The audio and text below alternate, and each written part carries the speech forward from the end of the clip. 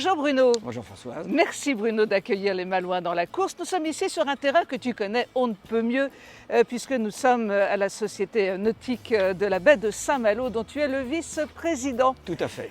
Une actualité arrive là très vite, c'est pour la fin de cette semaine, c'est le branle-bas giboire des régates. Tout à fait, donc la semaine prochaine nous organisons le branle-bas giboire qui aura lieu donc, du mercredi au dimanche de la semaine prochaine. C'est une manifestation sportive conviviale avec tout type de bateaux, aussi bien des bateaux anciens que des bateaux modernes. Nous aurons même des classes 40, donc des bateaux très rapides.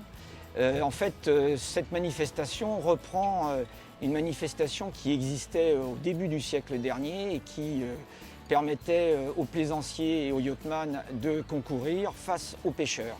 Donc on reprend ce type de manifestation. Nous n'aurons plus de pêcheurs, mais nous aurons des bateaux classiques et des bateaux modernes. C'est évidemment une course qui a son histoire, qui est très attendue par tout le monde, puisqu'elle est non seulement vécue sur l'eau, mais elle est vécue à terre aussi. Bien sûr, donc nous avons un relais à terre, et puis nous avons également, c'est une manifestation extrêmement conviviale avec des soirées sympathiques à terre.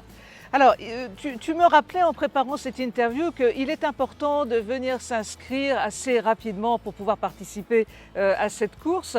Alors, ça se passe comment ?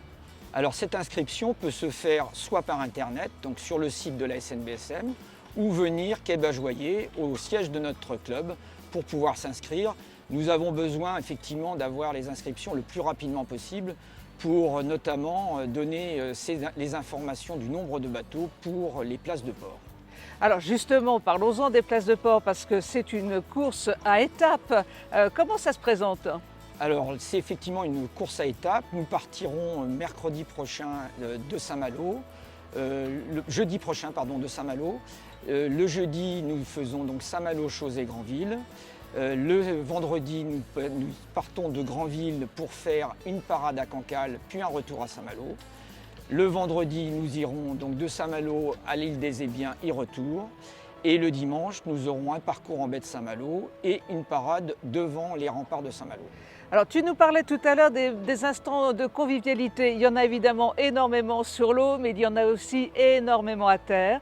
Et il y a une petite précaution à prendre pour les moments à terre. Alors pour les moments à terre, nous exigeons les passes sanitaires ou un test PCR négatif.